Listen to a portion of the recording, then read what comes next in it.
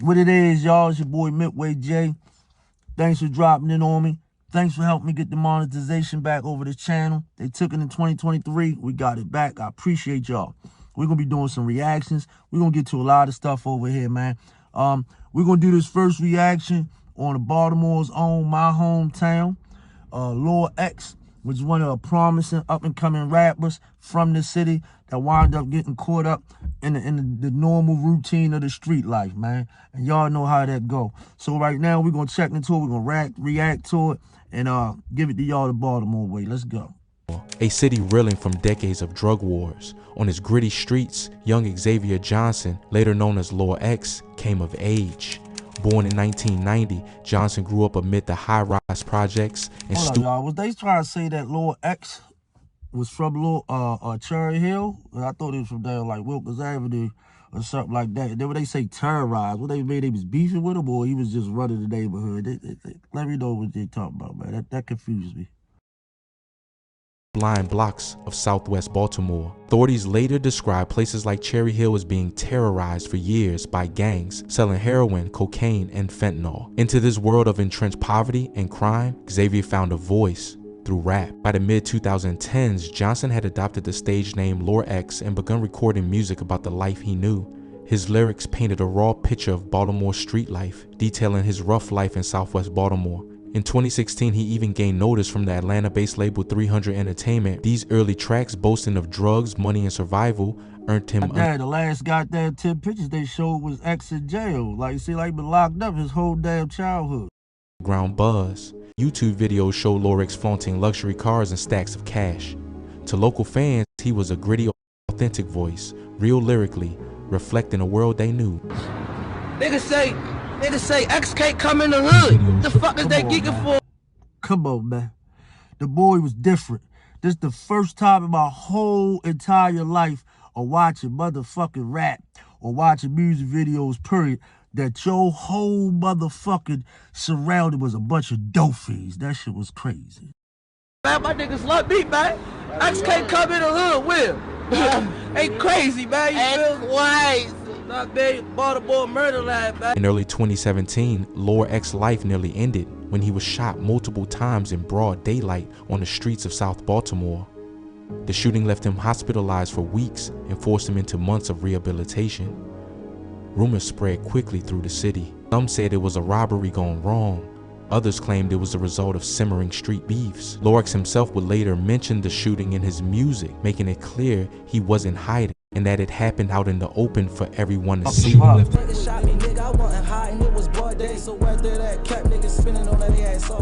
Surviving the attack only... Normally, that's how it always starts. Like, we start getting money, the feds, the police, they don't give a fuck about how much money you getting. They'll come get your ass on the back end. But soon when that motherfucking shooting start going on, that's when investigations start. I guarantee you, whatever went on with this case, this was the start of it. Right here, that shooting. Fueled his on the streets. Not long after his recovery, in 2018, LOR found himself locked in a heated feud with another South Baltimore rapper, Whiny Sosa. A beef that played... Shout out to you all that shit, LOR. Did y'all see him in recovery, man, taking the steps to get back the way he had to do, man? Shout out to you, bro, and shout out to anybody that's out there in recovery. Shout out to you, Trey Money, my artist, man. Anybody out there that's in recovery right now, keep pushing, man.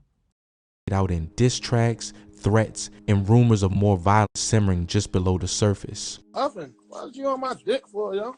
Oh my God, bro. Why is real shit, yo? What you on my dick for, yo?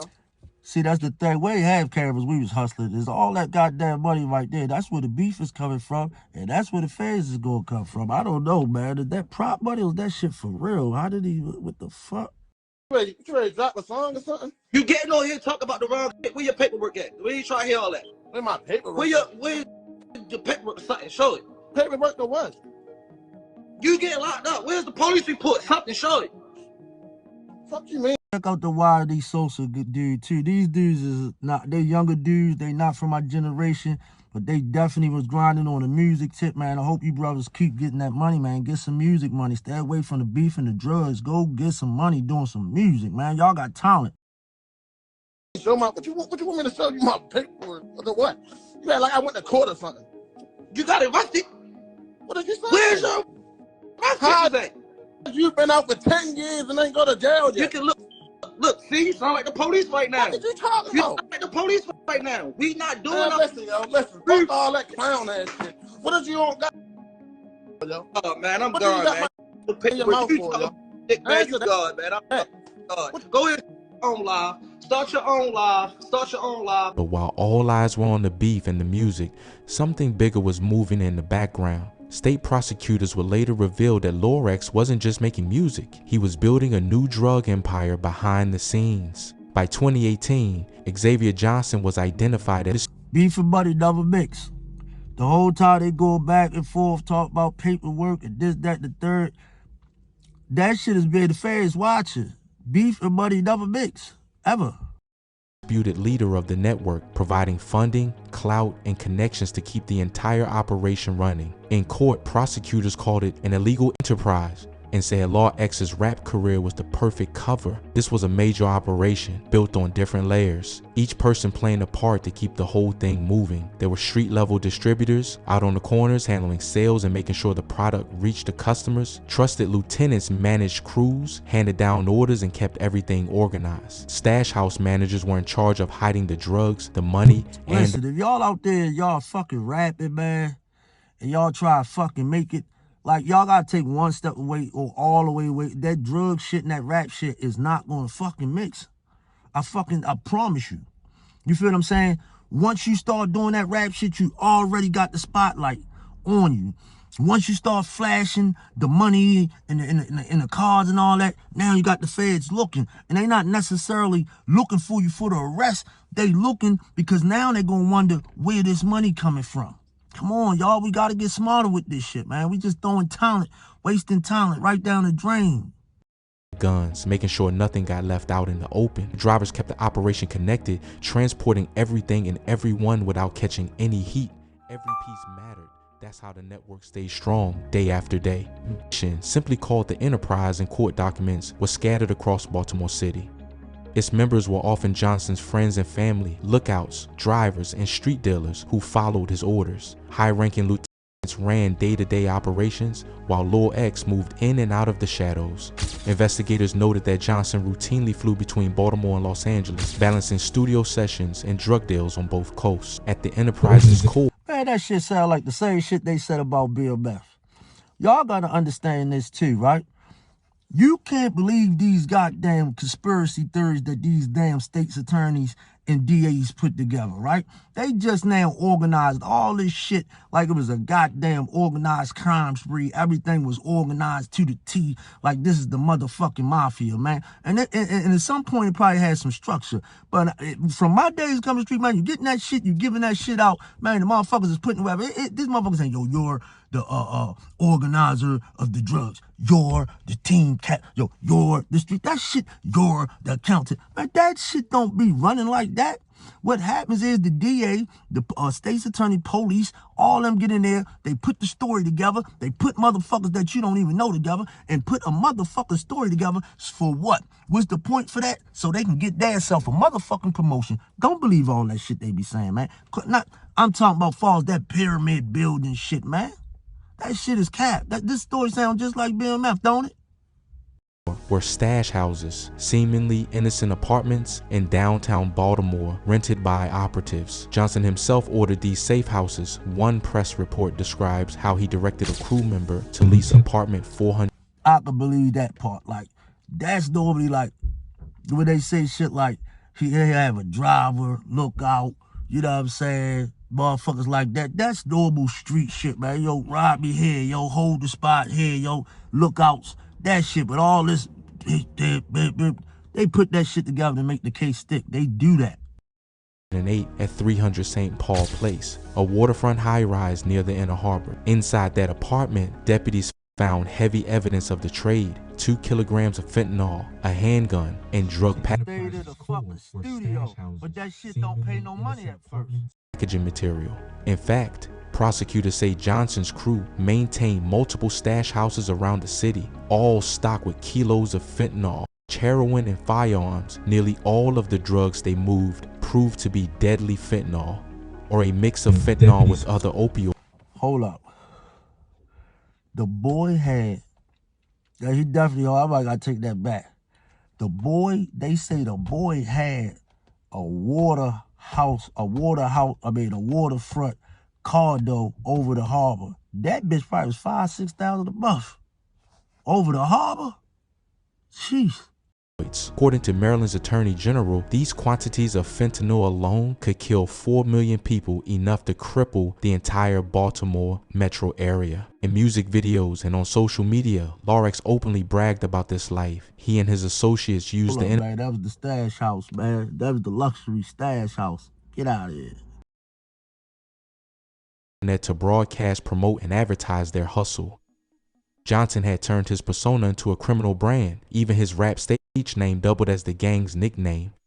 For outsiders, it may have looked like a flashy rap career, but police say every lyric and they still out here getting high on that fentanyl right now. Was real to his streets. Meanwhile, the enterprise quietly supplied drugs to dozens of dealers throughout Baltimore. Veteran detectives compared LORX's outfit to other famous city crews.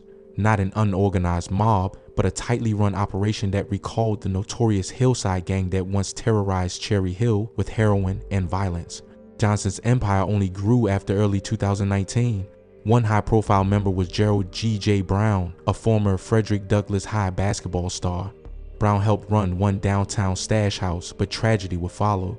According to prosecutors, Brown said he was not going to go down after police raided that apartment, and days later, on June 7, 2019, Brown was shot and killed. In West Baltimore, Brown's murder was later listed by investigators as one of the gang's known violent acts. By late 2019, Johnson's group had attracted intense law enforcement attention. An eviction notice in November 2019 led sheriff's deputies to discover large amounts of fentanyl hidden inside a tenant's home. This was the key that unlocked the case. Over months of wiretaps and undercover buys, state and federal investigators mapped out the enterprise's network. They watched LORX make pickup runs, oversee stash house swaps, deliveries. Officers noted that LORX's signature broadcasts of gang signs, cryptic messages on Instagram. Mind you what I said. One thing about the feds and the police and all that shit, they gonna let you get some money. When them bodies start dropping, they gotta end that shit immediate. Now, mind you, first time X gets shot, right? Now we coming back around to the second go round, whereas though his man get killed. Pay attention.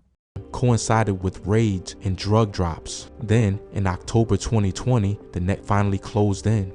In a major raid reported by TV News, detectives arrested Xavier Johnson along with 18 alleged members of his crew on a 42-count indictment. They seized stacks of cash, 9 kilograms of fentanyl, heroin, and multiple handguns. They're gonna watch. They done raided one crib, now they watch it. I told y'all how this shit happened.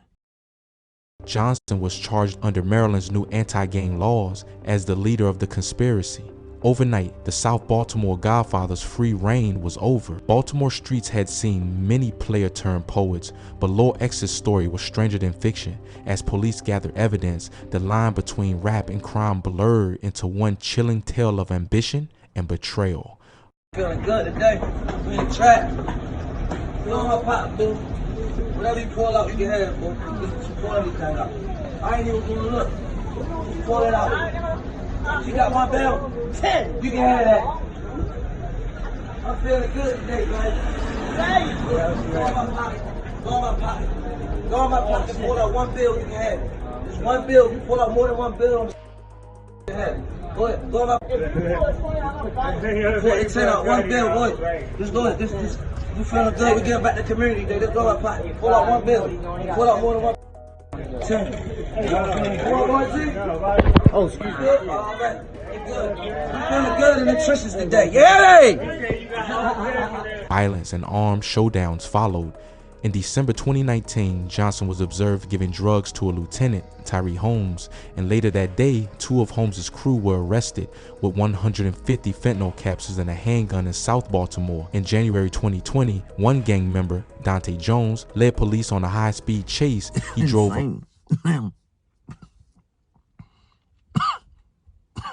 to play this shit back. in federal court is insane. I mean, to record something like this is insane. You know what? It's a prop. I guarantee you right here, this is a prop. Because if this was really real shit, this is just self-incriminating 101, man. This is insane. You know, run this back in court. Car full of drugs at over 40 fents, crashing through curbs and trying to dump fentanyl capsules out the window before being stopped. Just weeks later, after another the lady in the background say, I know that's right. That is insane. House raid, Johnson reportedly handed a pistol to an associate, a teenager named Jamontaz Mitchell, and then both men fled into the building to hide. These incidents showed Johnson's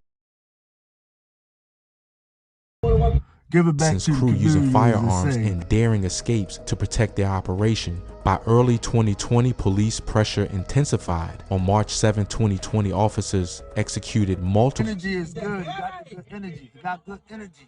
Violence and armed showdowns followed. Got good energy. In December 2019, put that shit to the music, y'all. Multiple search warrants on locations tied to Johnson's gang. At one address, 2801 Mulberry Street, an associate named Terry Jones was found with a stolen handgun and thousands of dollars in drug sales cash. In the same suite, another stash site at 2819 Mulberry yielded full of drugs. They hot at this point. 0.7 kilograms of drugs, mostly fentanyl mixtures, along with hazmat suits and drug packaging equipment. These raids exposed how large and dangerous the enterprise was, with leaders handling weapons, heavy cash, and vast amounts of fentanyl. In July 2020, Maryland authorities charged Johnson and 18 others in a 42-count indictment for gang and drug crimes. The court papers detailed the violent and drug acts above as part of the conspiracy. Notably, no one was charged with murder, even though Brown's killing is described as an overt act of the gang. In September 2023, leading the gang into drug distribution. All these raids, arrests and shit like this, fucking niggas' money up, fucking niggas' pockets up. I see the downfall of all this shit because they just had 9 bricks a fit. Now they down to bagging up pills and shit like that. That mean, nigga, we need everything back, man. That's gonna hurt. That hurt a motherfucker to cripple the foundation of things. Charges. By early 2024, he was sentenced to 15 years in prison, with most time suspended for his role in the fentanyl operation. Nearly all of his co-defendants also pleaded guilty or were convicted of related crimes, bringing many terms of incarceration for those. See what happened now? It went from 9 bricks to 4.7 kilograms mixture. You know what I'm saying? Niggas is trying to get back at this point. They hurting. The shootings, the police, the heat. Motherfuckers is scrambling for the money right now, man. That's the downside of the fucking game, man. Enterprise members. In late 2023 and early 2024, the long-running LORX case reached its climax. In September 2023, Xavier "LORX" Johnson quietly pleaded guilty in Baltimore Circuit Court to leading a drug and gang conspiracy. Under a negotiated deal, Judge Lawrence Daniels agreed to impose a 40-year term with 25 years suspended, effectively meaning Johnson would serve about 15 years. Crucially, the judge bound himself to that agreement with the first 10 years of... This is something that I know to say court documents and all this. I'm just reacting to this guy's video.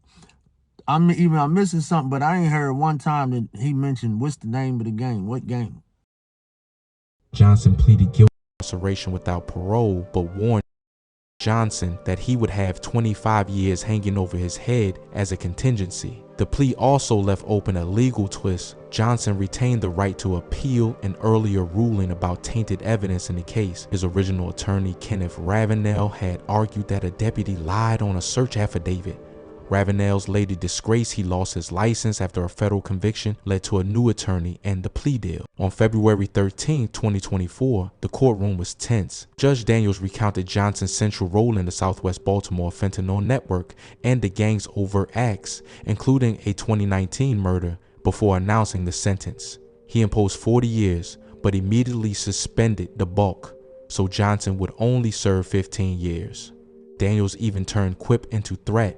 He's going to have 25 years hanging over his head, he said. The judge leaned in to address Johnson directly. I gotta tell you, Mr. Johnson, if you so much as spit on the sidewalk, I'll give you all of it. In those moments, LORX himself spoke. He apologized, promised change, and vowed to use any second chance for good. After the verdict, Johnson told the court, "I promise you that when I come out, I'm gonna make a difference." His tone was earnest, a far cry from his gangster lyrics, and a reminder of the dramatic contrast between the public persona and these final moments in court. The official judgment meant Johnson faces 15 years locked up, with a decade of no parole, and the looming specter that the rest could be reimposed if he violates the terms. In effect, he will enter prison with a legal leash and a long shadow hanging behind him. Johnson, 33, has had no prior convictions on record. This was his first major criminal sentence. There were no other speakers at sentencing, no victim statements were reported, and prosecutors simply affirmed the agreement. Johnson's new lawyer, John Cox, did not dispute the facts.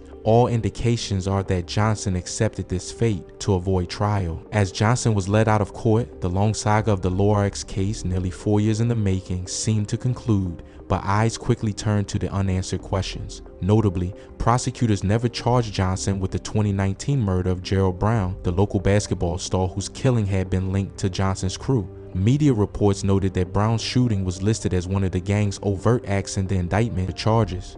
On the courthouse steps, a hushed question hung in the air. Would investigators ever fully explain Brown's death or Johnson's exact role?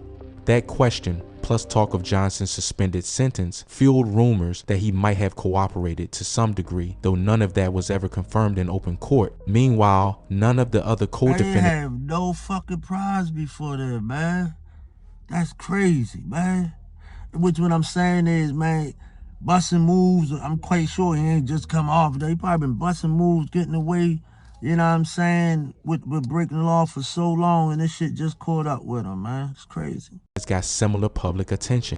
Johnson's case originally named 18 other alleged gang members, but news outlets reported little about their fate. It appears many have quietly accepted lesser deals or remain in custody pending trial. One thing is clear, Johnson was treated as the big fish. No major trials of his comrades made headlines during this. This lack of information spawned community chatter about what came next. Would others be rolled up, or was this a singular takedown? Across Baltimore, reactions were mixed but intense. In Cherry Hill and other southwest neighborhoods where LOR had roots, some residents expressed relief that a notorious dealer was off the streets, especially that one body always held. That's crazy. He beat that.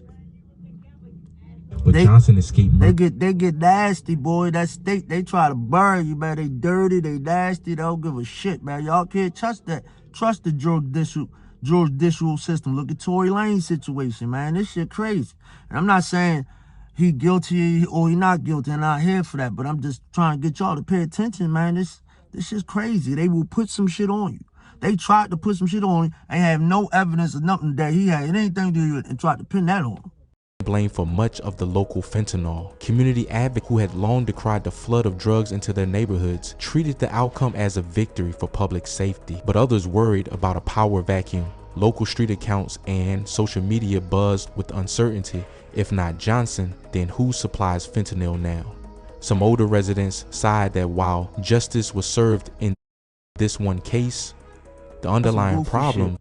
Why would they bring up him telling? And I was just about to say this the first case where I ain't heard nobody in the goddamn crew tell him, man, get that. We gonna miss that. I don't even believe that. Addiction, poverty, violence remain. Come on, nobody else snitched. He just the only one, and he the leader. That don't make sense. In the Baltimore rap scene, the mood was somber. Peers of LOR in the local hip-hop community offered condolences and cautionary words rather than celebrations. A few tweeted the judges. Right. He was the big fish. Make it make sense. So why would they, allegations he snitched? Nobody else snitched. There ain't no talk of snitching. Bro, that don't even make sense. Why would I'm gonna snitch on myself? Fuck out of it. That don't make sense, y'all. Quote about the suspended 25 years and Johnson's promise to make a difference, reflecting on how precarious the path can be. No major Baltimore rap star publicly defended Johnson's actions. But neither did they simply villainize him. Instead, many used the news to raise awareness about addiction and the cycle of violence in the city. On Instagram and Twitter, hashtags like Free LOR and South Baltimore Godfather began trending among fans and friends, blending support with heartbreak. One telling Instagram post by a promoter noted how LOR's gritty journey from the streets had made him a local star, a reminder of how closely his music and street life were intertwined. LOR's case was framed as part of a larger city crackdown on Southwest Baltimore's drug networks. Indeed, law enforcement did not ease off after his sentencing. Just a few months later, Baltimore officials announced Operation Tornado Alley, a massive sweep across Southwest neighborhoods. In November 2024, police and federal agents charged nearly 40 more individuals for trafficking fentanyl, heroin, and guns in the same general area. State's Attorney Ivan Bates hailed these takedowns as a significant victory that should send a message that Baltimore will not tolerate the street-level narcotics trade. Ironically, just a block or two from LOR's old haunts, police found another stash house of pills and cash, evidence of just how entrenched the network remained. Here I come, homie. Here I come. Yeah, you good. Look, man, check this out. That's a crazy, wild story, man. That's straight from out of Baltimore. It's a crazy story. And I say to you, Lord X, that first chance you got shot, you came back, bro. You get arrested on this, you will make it home. That's gonna be your second chance in life. Let this be a lesson, man. Like, yo, you're a talented artist. There's other artists. There's so many other rappers in this city that caught cases or went down in the same way. You know what I'm saying? If y'all really got talent like that, just be patient.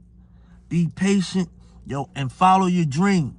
Stay within your craft and be patient and follow your dream. Your time is coming. I promise you. You see what I'm saying? So my thing with that is your time is coming, and just stay down. Lil X got so much talent, man. And you know, we gotta stay down, man, and let that be a lesson, man. Don't mix the streets and the goddamn music, man. Shout out to Lil X, man. Shout out to the victims in there and people that lost people, man.